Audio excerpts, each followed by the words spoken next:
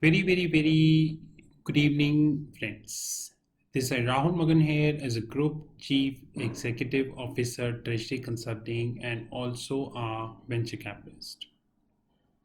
And I'm extremely pleased to share that our TRFX Academy would be crossing 50 plus exclusive video in another 2 days, which covers investment banking, foreign exchange, derivatives, risk management, treasury management system, and a lot of series. Rather, we are also starting the podcast also very soon, to be honest. Apart from that, I'm extremely pleased to share that many more video courses are coming in another 1 month of time. And hopefully, by December 2021, we would be crossing at least 1,000 videos on TRFX Academy, apart from around 4,000 plus videos which you are planning on the YouTube in 2021. You know that it is very important for all banks of the globe to manage the risk, because we are currently in a times when banks are facing lots and lots of volatility, the regulatory volatility, the non-regulatory volatility, the political volatility, the taxation front, and there is a hell lot of stuff which actually they are dealing with, to be honest. To contain that, all the banks of the globe have divided themselves into three different committees, or they are having three different committees. One is known as Asset and Liability Committee, which is also known as ALCO, ALCO. One is known as the Risk Committee, and one is known as the Disclosure Committee. I have mentioned all three in order of importance. Asset and Liability Committee covered the most important aspect in the world of financial market, which is nothing but the immunization. Immunization is nothing but the ability of the bank to contain the interest rate movement in their balance sheet. Example, Goldman Sachs. I think we need to search which currency they are not dealing with. JP Morgan, Citi, Wells Fargo, list is long. If today British government will cut the rate to negative, it would definitely have an impact on the Goldman, Citi, JP, all. Reason they are having that exposure. They need to mitigate that exposure, and that exposure mitigation technique is known as immunization.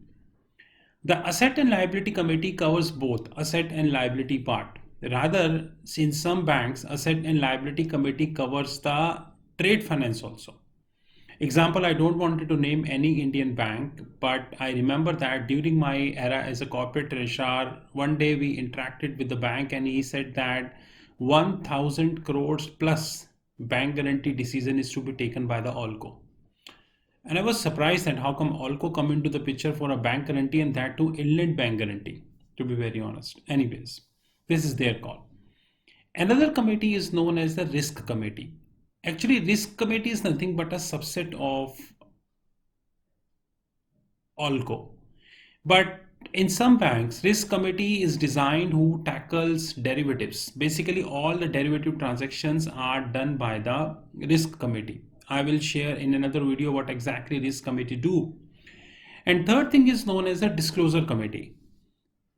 So basically, Disclosure Committee is very simple, and the Disclosure Committee is that before the banks file for the 10K, which is known as the annual review, annual report, the Disclosure Committee will disclose that all information is disclosed, nothing is hidden, no insider trading, and no material benefit is taken into consideration. Actually, all the American companies of the globe, not the bank, all American companies of the globe, they are having one Disclosure Committee. So there are three top committees we have in the bank. One is Asset and Liability Committee, Risk Committee, and Disclosure Committee. And we need to understand these things in detail. If you look at the photo of the institution which is there on the screen, they are the one who are the custodians of Basel 1, Basel 2, as well as Basel 3. And I think they did fairly great job in terms of recommending lots of changes in the financial structures of bank. But unfortunately, they were not been able to mitigate the crashes that had happened in the past. Of course, everything is definitely not in the hands of one institution. That is also a great fact. One important thing which we need to understand is that Basel 3 is having one important disclosure which is called Pillar 3. And in Pillar 3, actually, Pillar 3 is having a lot of stuff, to be honest. But one of the important things we have in Pillar 3 is definitely the RWA and RWL. Now, RWA means risk weighted asset, while RWL means risk weighted liabilities. Unfortunately, in the social media, in the articles, sometimes in the media also, people more stressing on RWA, which is risk weighted asset, and forget the liabilities section. But unfortunately, banks are not so lucky as the authors and the media people. Banks needs to manage RWL as well. Henceforth, if somebody having a doubt in the mind that from where RWA and RWL is coming, then it is very simple that it is coming from the Basel 3 recommendations, which is being managed by the institution, which is right there on your screen. So remember that, guys, they are the leading custodians of the Basel 3, and I think in October 2023, Basel 3 is getting live for almost everybody in the globe. Have a great time ahead. The biggest thing before ALCO, Asset and Liability Committee, is the immunization.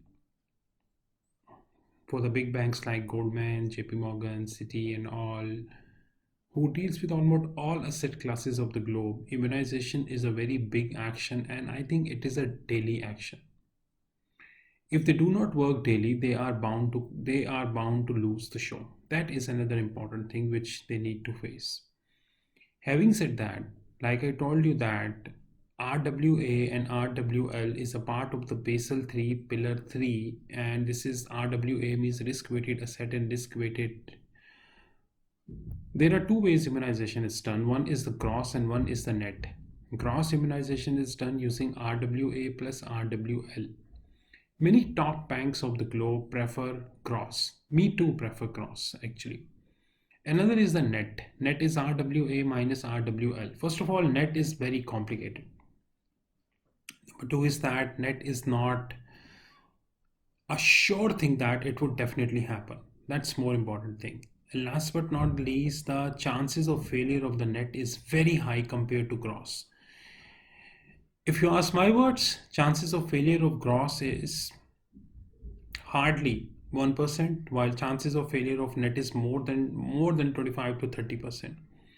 Henceforth, all those young guns, those who wish to learn Basel 3 and wanted to enter into banking, those who are doing CFA and all, they really need to understand very well that how to compute RWA and RWL. That is really very essential. And RWA and RWL can only be computed provided you know how to handle the 10K. And in this, the preferable 10K is either Goldman or JP Morgan because they are the largest banks of the globe. While risk committee deals with the derivative and disclosure committee generally deals with the 10K disclosure. But having said that, we really need to understand very well and in detail that how to compute RWA and RWL. That's very essential. Computation part is very essential, and RWA and RWL actually comes from the Treasury Management System, which is also known as TMS, Treasury Management System side, and we really need to, I would say, understand these things in detail. Rest all is covered in the training programs by Treasury Consulting, and in the last section, we have mentioned our contact details. Have a great time ahead. Thank you, sir. This is our contact details. My personal mobile number is 9899242978, while my back office number is 9818485155. Treasury Consulting offer many video training, audio training, research programs, and lot of stuff. You're welcome to contact here and you get all the details. Thank you. Have a great time.